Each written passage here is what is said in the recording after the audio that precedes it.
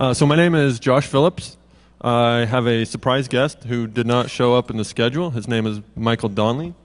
I'll let him, introduce himself in a little bit. I don't know what it is, but generally I always get the last slot at the conferences I speak at, and so hopefully I don't, tell everybody, too much of a tiring lullaby. Yeah, okay. I mean, there is somebody after us, and I feel really bad for him, but, what are you going to do? So, let me see if I can change. Okay, there we go. And, okay, that's the right slide. Stuff's not working for me. I've heard that that all the presenters have been having really bad luck today, like no demos are working and stuff like that. So, hopefully hopefully ours will go better. So, about me. In real life, I play a malware researcher at Kaspersky. I was also a malware analyst at Microsoft. And contrary to popular opinion, or what you may find on Wikipedia, configure was not German and Dutch slang for ass fucker. It was just a play on words that I managed to, to come up with. That was my biggest achievement in life so far. Yeah. Underground, I was a gold farmer, wrote some bots for some games that people might have heard of, but I'll let people guess as to what that is because I know what Blizzard does to people. I'll let Mike talk about himself right now. All right, I'm Mike Donnelly, otherwise known as Mercury. I created the glider software for World of Warcraft. Sold about $4 million worth of the software. Got sued. Lost, I think it even says right on there, badly. Lost the tune of $6.5 million in damages, personally liable. Appealed it, got most of it flipped over. But overall, the process was, I would say, less than fun. As far as my underground identity, I have none. Once you get sued, everything about you winds up in court record, all your deposition, all your addresses, everything. But on the plus side, I did have a glider customer bring beer to my house. He had looked me up, dropped the beer off, and then he posted a message on the glider forums and said, "Hey, Mercury, go check outside your front door. There's a 6-pack of beer." That was pretty nice. And there actually was the beer. I go in through the garage, so I didn't see it, and I went out and got it. And it was only Budweiser, but free beer is free beer. Yeah, so not that great. If you're going to get smoked for $6.5 million, at least I got some free beer. Oh, and I guess all 2 of you ladies here, he's single, and he used to be rich.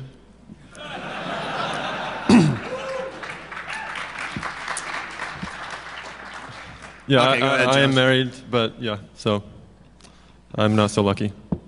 So our goal of this talk is to not make anybody like an expert at game hacking. So if you came here for that, then we're going to disappoint you. We plan on just giving some overview. If you don't have any technical skills, we assume you have some to get at least something out of this talk. But if you don't have technical skills, we hope that some of our game hacking war games will be entertaining for you guys. Something I will say is we don't really have any 0 days. So if you're looking for 0 days, then you're also going to be disappointed. But we don't really feel we need to give any 0 days because it's really easy to find them. Every game that's ever released is going to have a buttload of stuff. So here's a nice quote from Sun Tzu, and I think Mike has some experience with this. He actually chose to fight. He's actually the only person I know that actually did choose to fight, and I guess you can ask him about how that's going. It could be better. Could be better. Could be worse. Yeah, could be. So here's a brief legal blurb that Mike has experience with, and he's going to talk about that. Yeah. And one thing I wanted to say is, of course, everybody knows I'm not a lawyer, so I can't give you any legal advice. But I'm a person, and I can give you personal advice when it comes to lawyers. And when you get lawyers, you're fucked. If it gets to that point, you're in a lot of trouble. Chances are it's going to end badly. A lot of people, such as myself, you might think, well, I've got a good legal theory for what to do. I've got Section 117, owner of a copy. I've got DMCA 1201F, interoperability. Let's go, man. You can't take me down. it's incredibly painful and expensive to get that far. So even if you have winning arguments, the chances that you get there are slim. I'm not saying you should never do anything where you might get sued. I'm saying you need to understand the seriousness of getting sued. It's bad, so you should take steps to avoid it. If you have to sell from Nevis or Neptune or the Seventh Dimension, try to get away to avoid getting sued. Because the game companies, if you piss them off, they will show up at your door. China's a good place to be, though. I'm sorry, I didn't hear you. I'm good. So my disclaimer is we're weasels. I guess maybe I'm a weasel. Mike, chose to do everything in public. I think that might have been a poor choice. You guys can decide. So the names have been changed to protect the innocent. So why do we hack? I think it's mostly obvious. We want some women's, and yeah. So did I mention that Mike's single? Oh, come on, man. Yeah. So really, I mean, there's a lot of money in this. Mike made $4 million. My first competitor was making $500,000 a month. That's pretty real money. Sometimes people might want revenge or cheating, but that's not really kids important. Being kids. Yeah, child play. So raise of hands, who would like to go to this school? I mean, I really wish that this was, offered in my college, but it really wasn't. So we're going to get through some tools of the trade. If you don't know any of these, maybe you should start looking at them. So IDA, I think most reverse engineers can't live without it. It should be pretty obvious what you do with that. You disassemble some code, OllyDbg. Let me go back, Ollie debugger. If you don't know what a debugger is, then you probably shouldn't be here really either. You need a memory, something to search memory. Most people use something like ArtMoney or T-Search, something like that. They're pretty popular. 010 editor. If you are doing anything with file formats, this is like God mode. I think that anybody doing it without 010 editor is, failing. It also helps with like packet captures if you want to, see what the structure of a packet is. And something that's very important are your custom tools. And once you get serious about game hacking, if you don't have your own scripts for IDA to do all these sorts of magical things, then you are wasting your time. Well, yeah, I was going to say one thing I wanted to add is these are the tools that you're looking at if you're doing something professional. If you're going to build a big piece of software and sell it or run it or take this on as a business, you can do a lot with nothing. You can duplicate items, you can find bugs in games just by being clever and tinkering. So this is what, I don't know, pro grade or what you would use to make money. But part of the panel is hacking for fun, so I'm not going to completely focus on profit. Yeah, there's nothing worse than coding up a bot with a bunch of hard-coded offsets, and then the game releases an update, and your stuff doesn't work again, and then you have to start from pretty much ground zero. That's where your tools come in. So I've got a bit of classification. Basically, like there's like cheats, bots. I'm not going to go into really detail about this stuff. I'll talk more detail at it when the stuff comes up later on. There's some really, I guess, motivated individuals have written, custom clients.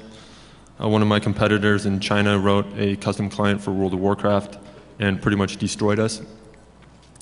They could run hundreds of clients per computer, and it's really hard to compete with that when you can run like 3 or 4. What about there's one custom client that in particular is funny. Just by raising hands, how many people here have played the game Hellgate London? Okay, how many people that have played it were playing it 6 months later? One? Okay. I feel sorry for the people who played it. Well, the reason I mention that is I know a guy that works with World of Warcraft, German guy, and he got the Hellgate London beta and he thought it was awesome. So he wrote a clientless bot. He reverse engineered the entire protocol, everything, their key shake or their handshake, all the encryption. He had it ready for game at launch time, and then thousands of hours. Yeah, gone. He's like, man, this is going to be the next WoW. This is going to be the next WoW, yeah. So, if you're writing something for profit, Think of it like a business. Don't be stupid. Yeah, that was a lot of waste of time. Then there's things like exploits. They can either be malicious or really get you a giant paycheck. Dupes are, God mode. Asset hacks aren't really worth it for the most part. You can do some like pathfinding if you can reverse engineer the map formats and what other assets, but pathfinding is super hard unless you're going to do something like use recast navigation, which is easy mode for solving a really, really tough problem. So this is where we separate the haves from the have-nots. People might not be able to follow. Hopefully they can follow. So the skill set that you need, you're probably going to want to at least know x86 assembly. If you don't know that, then you've got a lot to learn. That's going to be a pretty big, steep road ahead for you. This stuff isn't really necessary. You can write some like lame pixel reading things. I think somebody presented at that a couple years ago here. It was pretty well attended, and I wanted to punch the dudes because it wasn't very cool. Yeah, noobs need not apply. So. Anybody know this guy? His name is Rich Thurman. He was, I think, one of the first guys who actually came public as a gold farmer. This picture is from an IEEE article that they wrote about him. And around 2000, 2001, he made over $100,000. That's what he admits. I think he made a little bit more than that, just doing some hacks for Ultima Online. Basically, his tips were play with memory editing, locate key data structures, and profit. I guess it's up to you. You forgot the question marks in there, yeah. Yeah. So memory searching is an arcane art, but it's a skill that you definitely need. If you cannot master memory searching for finding things like hit points, etc., it's going to be really difficult to do some static analysis and find these things. So I mentioned some games here. I'm sure everybody is familiar with World of Warcraft. Anybody not? Okay, I think everybody is. So they're one of the first games to actually use a commodity script engine. Most games make the mistake of rolling their own, but they chose Lua. And one of the side effects of Lua is you have this string embedded in your binary that tells you the name of the function. So if you ever are reverse engineering code and you want to know, hey, how do I cast a spell in World of Warcraft? Well, you open up IDA and look for the string like cast spell, and it will pretty much instantly take you to where the code is that casts spells. So I'm going to go through Well, I was going to add one more thing on the Lua thing, is that makes reverse engineering the game incredibly easy. What you can do is you can create a Lua script to do what you want, as a test harness, to show the spell ID that a unit is casting, make sure it works, and then you can just load up the game, drop your breakpoint right where the Lua is, hit your test code, step right through it. It's just right there on a platter. Yeah, script engines can make things definitely easy mode, reverse engineering. There's really no technical challenge there. So brief history. I'm going to go through some of these things pretty quick. So Ultima Online was probably the first major MMO. I think they had around 225,000 users at peak, which is, I guess, pretty chump change compared to World of Warcraft and I guess even some of the Facebook apps that have like 30 million people. Anybody play like Farmville? No? Okay. Good. I don't believe you guys. So Ultima Online, like, hackers had a heyday. I mean, dupes, the cheats, people, see invisible people, walk through walls, etc. World of Warcraft, I think, definitely deserves a mention here. As it was the first like super big one that had millions of people. It's not so big compared to some other ones anymore, but it's still pretty big. Chinese games are massive compared to WoW, if anybody knows. Yeah, all you gotta do is know Chinese, you're good to go. Yeah. So the thing about Blizzard, though, is they do more than send just cease and desists. Mike can attest to that. Most other places just sent cease and desists. Right, right. Actually, Blizzard doesn't, well, sometimes they don't send a C&D at all. They just show up. Like, Yeah, we're a lawyer, here's a draft complaint, sign this paper and cut off your thumb, or we're filing this. That's how they work. But World of Warcraft is a big game. There's so much money there that even if you're only getting 1% market penetration, it's worth the risk, because it is a risk. But if you're going to take a risk, it's got to be for a big enough game where you have some kind of profit base. I'd like to add, sometimes Blizzard will show up on your doorstep, and if you don't happen to have a brother who's in the Polish mafia to chase them out with a baseball bat, then you're going to end up like Mike. That really happened, by the way. It did really happen. Yes. So, also a little bit, Mike, even if your game is really small, you can still make a couple of grand a month, which for a lot of people is worth it, especially Eastern Europe, South America. A couple grand a month is still living like a king. Oh yeah, absolutely. And if you just get into it to make $1,000 a month, that's where I started, and I thought, hey, this is a mortgage. And yeah, definitely. Car payment. Depends on the car. Yeah. So I mentioned Eve, Darkfall. So Eve was, I think, the first game to. Sorry about the slides. The first game to actually use a commodity script engine. I think they were out before World of Warcraft. The decompiled source of Eve was released. I mentioned Darkfall because it's pretty massive, 500,000 lines of code. Age of Conan, I think it was a big flop. I think a lot of people were excited about it, but the interesting thing here is they left a lot of debug strings. So I wrote a script that would search IDA for something like class name, : method name, and then I would have my IDA script rename all of the functions in my IDB with this string. So that made it also pretty easy mode. Then you have something like Ion, who tries to step up the barrier to entry for game hacking, but they failed pretty miserably. So GameGuard is actually a pretty formidable foe. So is Tomita. But if you don't use any of the advanced features of either of these things, then it's actually still pretty easy to bypass them. With Ion, you could just patch out a call and make it return 1, and then you defeated their patch guard. Or not their patch guard, their game guard, sorry. So this is some brief overview of like the types of hacks or exploits that have been in games that have been released. Vanguard pretty much sucked. I think Microsoft wasted $50 million on that pile of crap. And I guess that's why they've canceled like 3 more MMOs.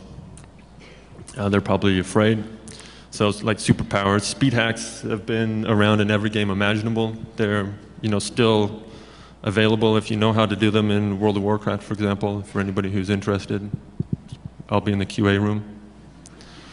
2D games like UO or Ultima Online have solved this, but 3D games, it's really CPU intensive to track the movement of like 20, 30,000 people. So they still really haven't done that great of a job. Yeah, they just trust the client. We all know how smart that is. Yeah, we should. Anyways, if anybody here trusts the client, then you should probably leave. So dupes are like what the Federal Reserve does when they go to the Treasury. They're like, hey, can you print me $1 million billion? I promise we'll have the American people pay it back. But yeah, that's really how you get rich. I've got a friend who did some hacks and was making close to $1 million a month. He at one point had 2 Lambos, twin turbo Gallardo, and a Murcielago, and now he's stuck with just a lime green Gallardo. I mean, I feel sorry for him. Hey, one thing on dupes before you go is this is a good display of just some of the tinkering. Like figuring out how to duplicate an object is very much a non-technical thing. It really comes down to finding like an edge condition that the game developers didn't think of. That's how historically they've all been done. So it's not some guy writing a clever piece of code. It's somebody doing something weird. Like maybe you're in World of Warcraft and you're crafting an item, and while you're casting the craft, you trade one of the ingredients and another player summons you. All these weird conditions that the developer may not have thought of. that's typically how you wind up with a dupe, where you do something that they didn't think of, or you can crash like a world server. So I could give Josh my sword of epic ass pounding, and then I crash the game server, so my character never got saved, and then when I log back in, I still have it. But the point is that this is really just tinkering, which all you guys know how to do, whether you're pro reversers or not. It's really just tinkering and thinking outside the box. When you see the game, you see it zone or you see a pause, and you think, well, what if I'm in the middle of doing something at that time? The more mature games, they're harder to find, but it really just does come down to tinkering. I'd like to add, this isn't like real-world security research where you find like some bug in like Adobe, and then you spend 3 weeks figuring out how to exploit it and bypass ASLR in depth. This isn't like that. This is, I wonder if they check, whether or not I can substitute an ID with, some other random player's ID, or whether I can tell them that I just bought a million billion things for free. Yeah, so just a bunch of tinkering. So I'm going to talk about some, I guess, more detailed methods of hacking. So like what you would try to do to, say, write a teleport, etc. I'll go over these things in the next few slides. So basically, for a teleport hack, you look for the player's position in memory, and then you use your memory editor and change that value. And if you're lucky, then you teleport. It's really complex. Yeah, not really. Or you get banned, yeah. Yeah, or you get banned or disconnected, yeah. That's in an old game when they've realized that, oh, hey, wait, people are going to do that? It's actually really surprising at how naive a lot of game developers are. They generally don't have any clue about how to write, a game that's hard to hack.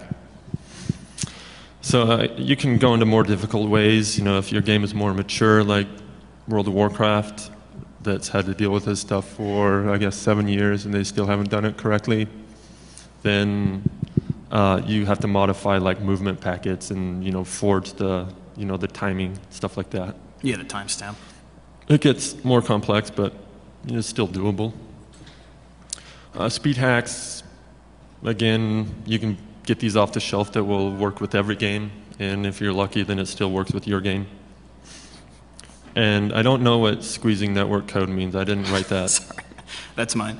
Well, that's actually just what I was talking about with lag hacks. And this still works in World of Warcraft. This works in every game today, where you can literally unplug your Ethernet cable, move around in the game a little bit, and if you plug it back in before the network stack decides the TCP connection's dead, then the game client will simply tell the server, oh, here's where I am.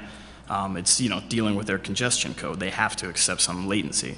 So in a lot of situations, you can pull out your Ethernet cable, walk past a monster, and all the logic to have the monster hit you is on the server side. Of course, the server doesn't see you near the monster. And then you plug your Ethernet cable back in, good to go. You pass the monster without triggering anything. Don't try it on wireless, because when you disable it, it will actually close the TCP connection. But if you can physically interrupt it just by pulling the cable, it actually works. It's ghetto, but it works great. That's pretty high-tech, dog. Seriously.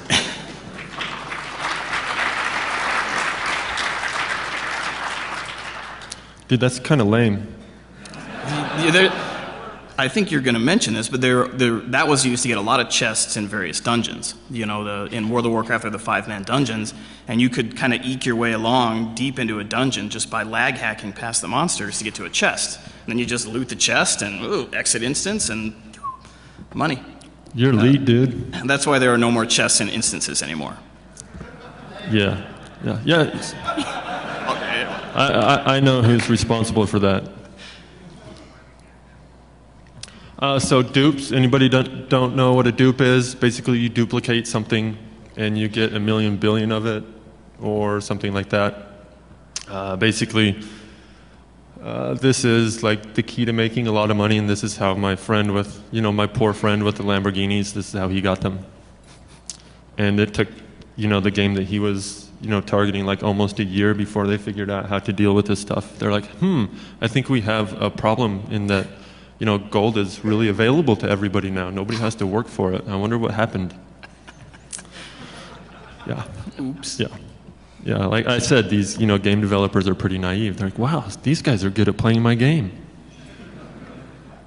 So a lot of games have like multiple servers and things like that. So you just try to do things back and forth, and hope that if you do it fast enough, maybe sometimes the server will lose track of your items and they magically start filling up in your backpack.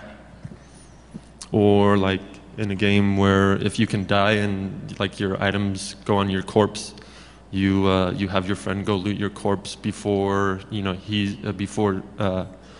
character is saved, and then magically when you guys both log in and server up, you each have your items. These are pretty basic, like we said, tinkering. Sometimes there's no skill involved, or maybe just really a lot of creativity. You don't necessarily have to be a god reverse engineer, but it definitely helps. Integer overflow and underflow things are also really awesome. You can get from like 0 to unsigned int max pretty easily, and that's a pretty big number. Yeah, and that just comes down to tinkering too, where you might take your armor on and off and notice that one of your stats isn't going back the way it should. And these things happen in World of Warcraft. We'd have a guy sitting in Orgrimmar taking his helmet on and off 100 times, and then all of a sudden he's got 2 to the 32nd -1 strength. Yeah. And they really did happen. Or maybe he just used like a memory editor and took a screenshot. You're right, yeah. And tried to sell his account, but yeah. My favorite is like GM mode. Company will ship their game out with the ability to reverse engineer and flip a bit, and now you're like a GM. You can teleport to people. You can kill things. You got like the commands and whatnot. It's pretty interesting. Or like stealing from NPCs.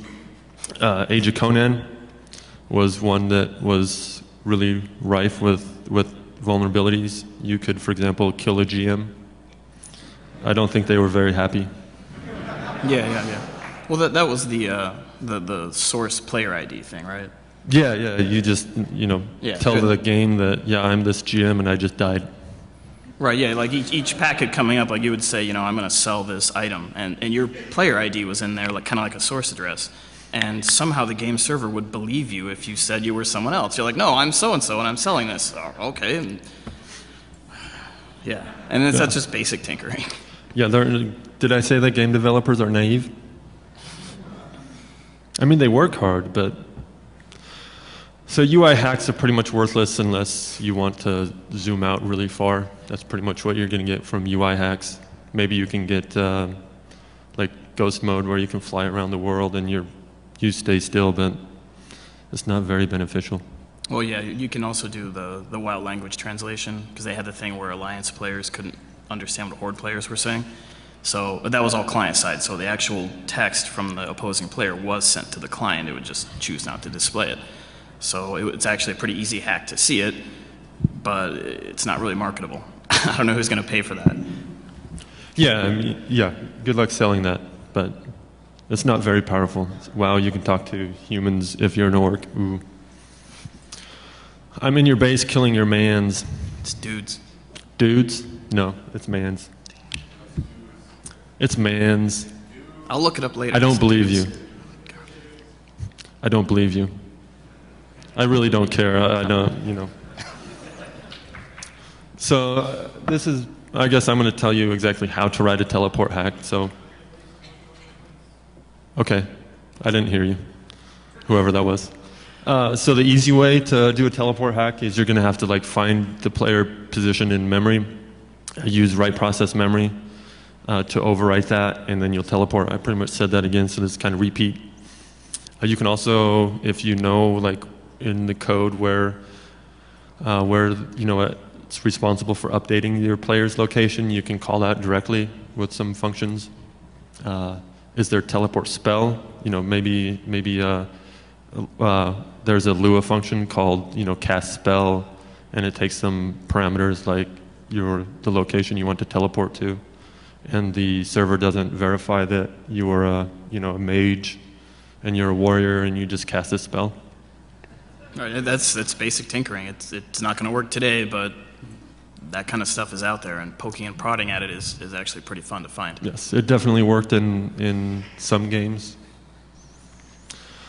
The hard way is when you actually have to get down to forging movement packets. And this takes, you have to do some math and, figure out, how they're sending the updates. You have to reverse engineer, the structures for their movement packets and maybe adjust the timestamp and so that you can teleport or run faster.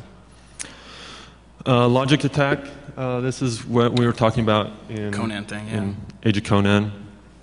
You could give fall damage to anything in the game, and that's how you killed a GM. You told him that he just had 1 million fall damage, and he would die. That was funny. So this could also be used maliciously in Age of Conan in that you could force somebody else to trade with you, and they wouldn't really know that they just traded with you. But you could also force an NPC to trade with you, so it was still useful and not mean. So I don't feel bad stealing from computer characters. I don't think any of you guys should either. They're just digital tears. They're fine. Yeah. They're okay.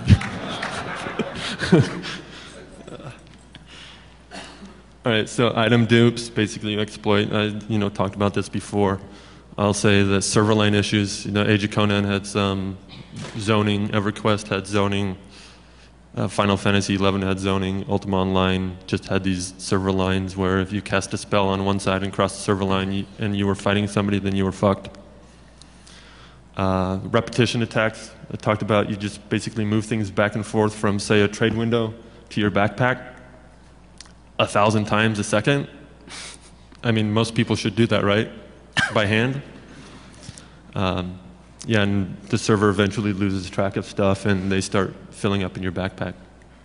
Or maybe everybody knows like Diablo 1, where you just drop an item on the ground, you run up to it, I see some head knobs, and you pick the item up really quickly on your cursor and it appears in your backpack and on your cursor, so that's pretty fun. Asset hacking I mentioned is definitely not worth it unless somebody else has published their work for you and you can borrow it. But yeah, so basically what you do here, maybe some people have played World of Warcraft and somebody has magically appeared on your side. What's that called? Battleground. Yeah. Battleground. I never actually played World of Warcraft. Yeah, too boring. I'd much rather bought it. Yeah. Yeah, I should have bought Glider. But yeah, so those people either use teleports to go from one side of the battleground to the enemy's base, and he's in your base killing your mans. Pretty confident it's mans. I'm never wrong. Or maybe he used Nogget and modified the map to have this tunnel so that he could run underground and nobody would know or see him. Maybe you could see his little name on the screen or a dot on the screen as he's running there, and you're like, wow, where is he?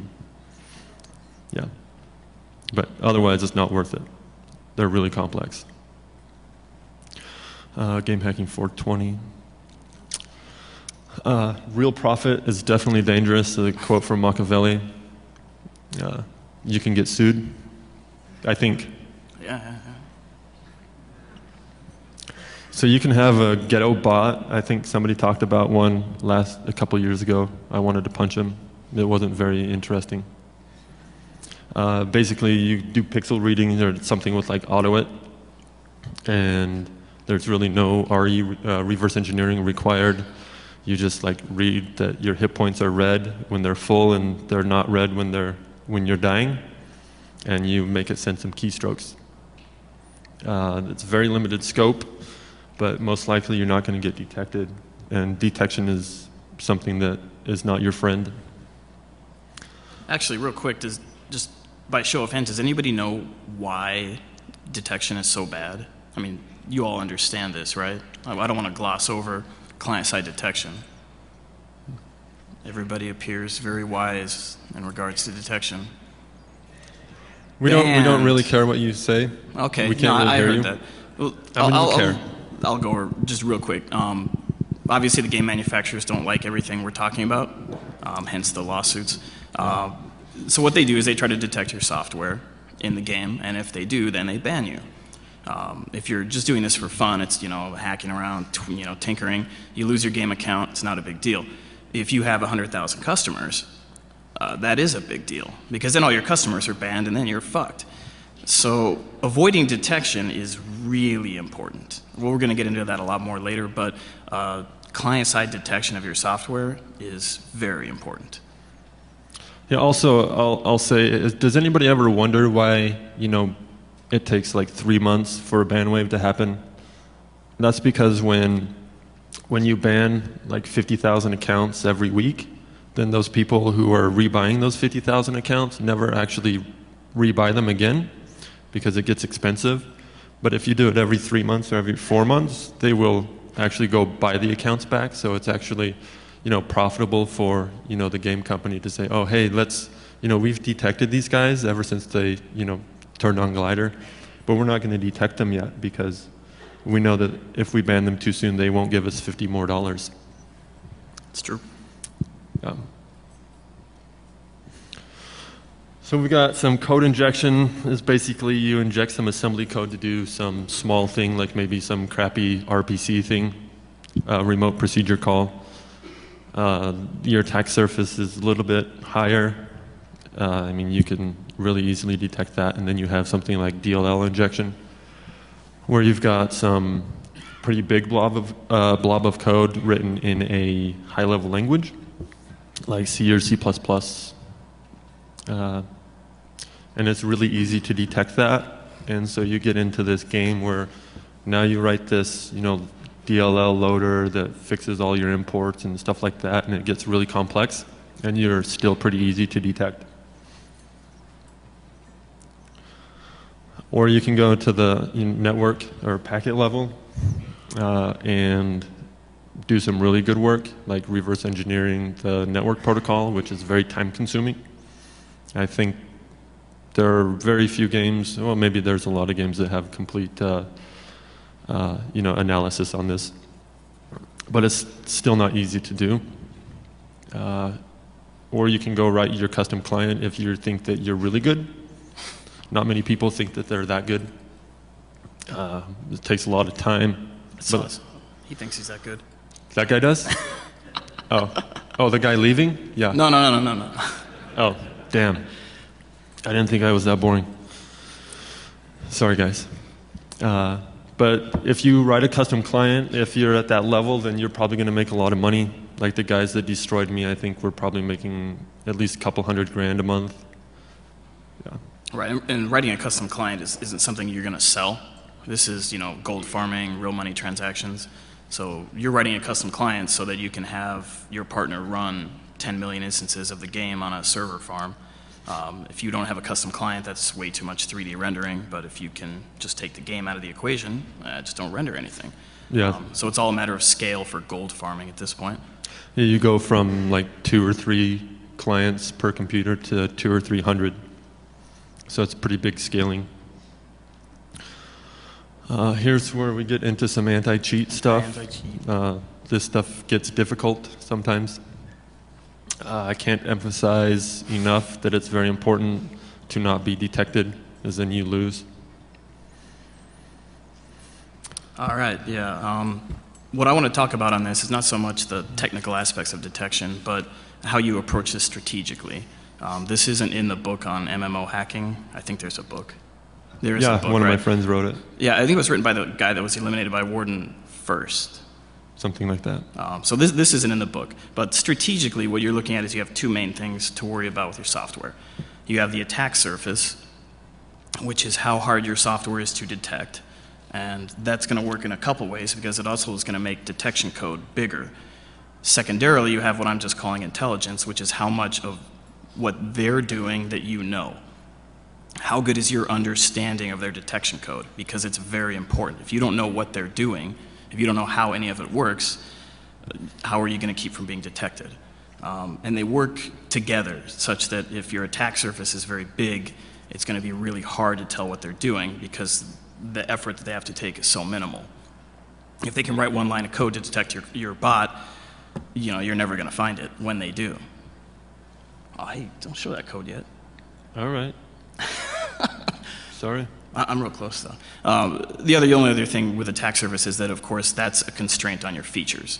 So when you think of something really cool, like I'm going to have my bot, react within 2 milliseconds every time a monster does something, you might be setting yourself up for some detection. So that's a decision you have to make when you're choosing your features and handling what your customers are asking for is, do I want to risk increasing my attack surface by adding this? Not yet, not yet. So before the next slide, I want to talk about something that happened with me and another software developer with World of Warcraft. This guy, we'll call the software Innerspace, because that's what it was. Yes. It worked by injecting a DLL into the game, which is pretty big. But the guy that wrote it is a very competent reverse engineer. So he had taken all of Blizzard's detection code in Warden, and he had it wired up. As soon as they sent it down, he'd lay down 1 million breakpoints, and it was pretty neat stuff. But he still had a DLL in memory, which he tried to obfuscate. And more importantly, he had to patch one of Blizzard's functions. So, he'd go to the beginning of the function and just stick a far jump in there, and he'd think, well, I got Warden covered, so they're not going to find it. Are you ready for the code yet? Okay, I'm ready for the code. All right. Can you zoom on just like the top function? I'm trying. There we go. Yeah. Oop. Oh, you had a pretty. No. Oh, yeah. Wow. Thanks, Josh. Wow, dude. Look, we all have that fixation, right? I think some of us do. All right. So this is an example. This is a piece of code that would be inside the game. This is not actually from World of Warcraft because he's being sued by Blizzard. Right. I don't think it would be a good idea to post that. And I would just be posting a dead listing from IDA, and that's not fun to look at. So we're looking at a piece of code here that the game uses to request, say, your buddies list. And as you can see, it has a parameter, optional parameter we never used before. And it takes like a packet number, the command number, BOOB. Hey, what are you going to do? Sticks that optional parameter in there, sends it up to the server. Pretty simple stuff.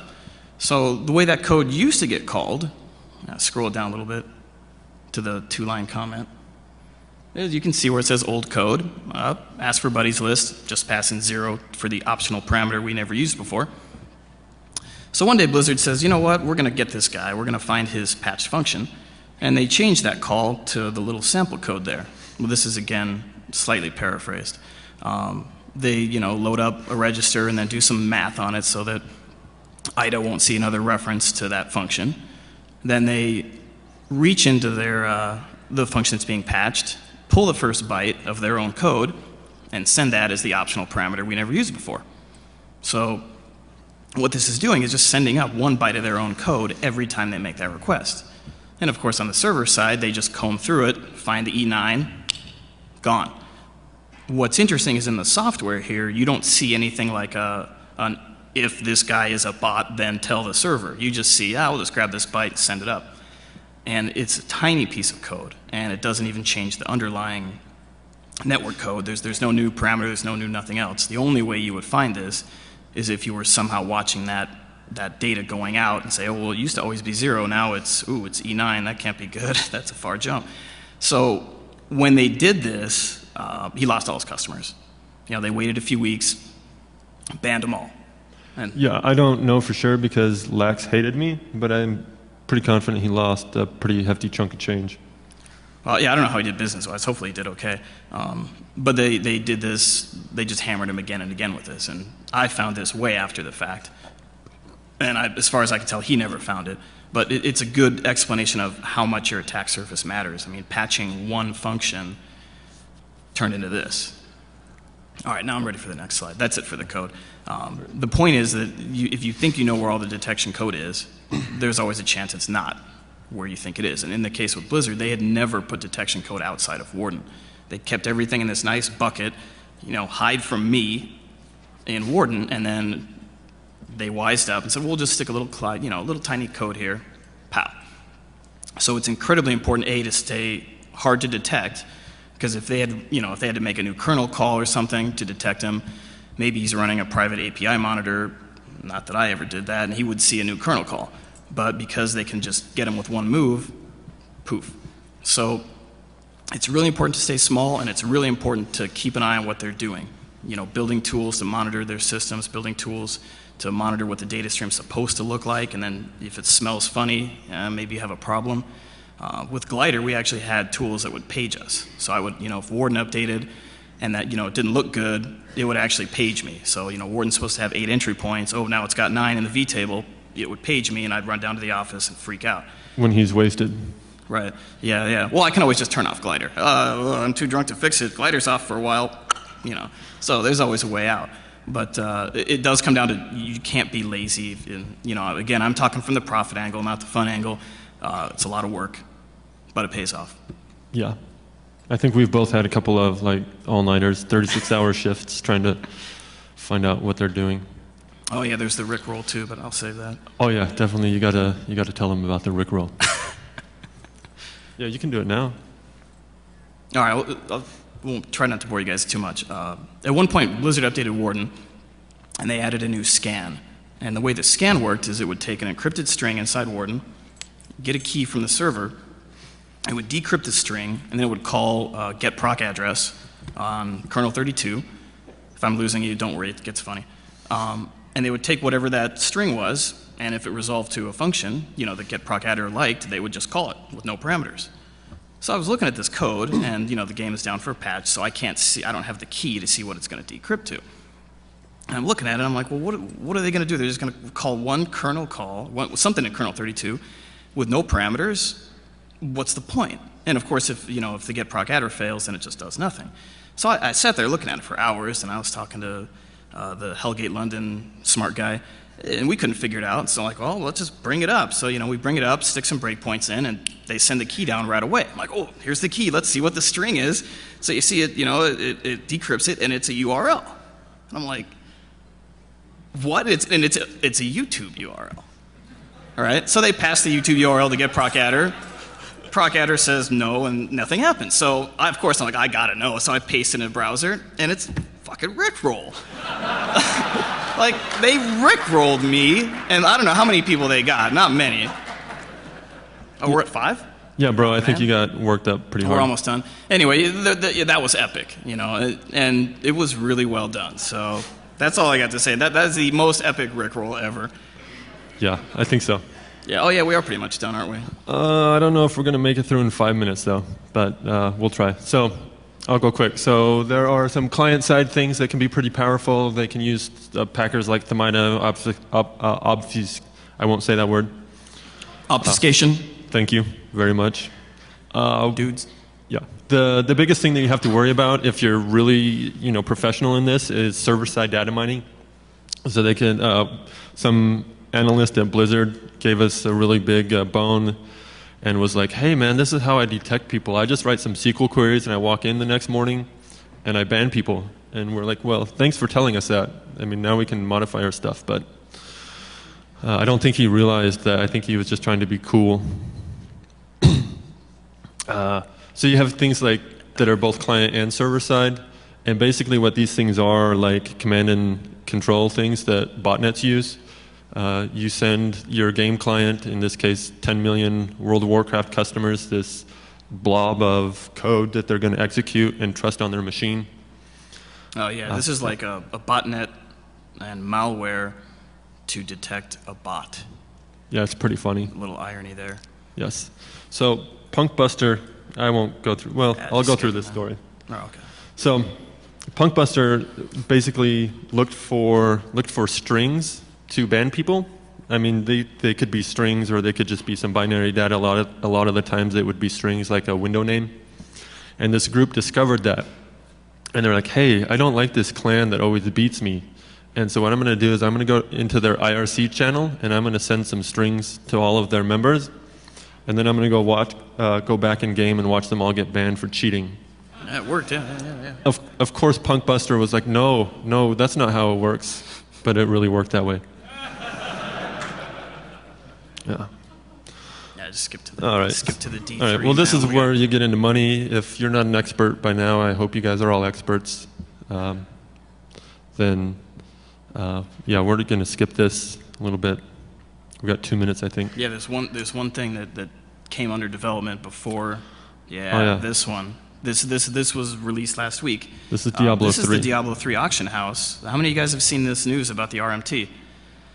Yeah, a bunch of you have. There it is. That's a dollar sign. That's a dollar sign. That's Blizzard endorsing you selling items for money. So you can wire up like a third-party payment system to your Blizzard Battle.net account, and you can sell that sort of epic ass pounding that you made for real money. Or you can buy gold, you can sell gold. You're not going to have to compete with me because I'm done with Blizzard, but this is very interesting. Yes, very interesting. So we'd like to thank all of our friends in Poland, Germany, New Zealand, and Australia. They couldn't be here. It's really expensive for them to all fly. They'd probably get arrested anyway. Yeah. So we've got, I guess, time for some questions, maybe? All right. Well, we're going to be in the Q&A. Okay. Hey, thanks for coming out, man. Fun DEF CON.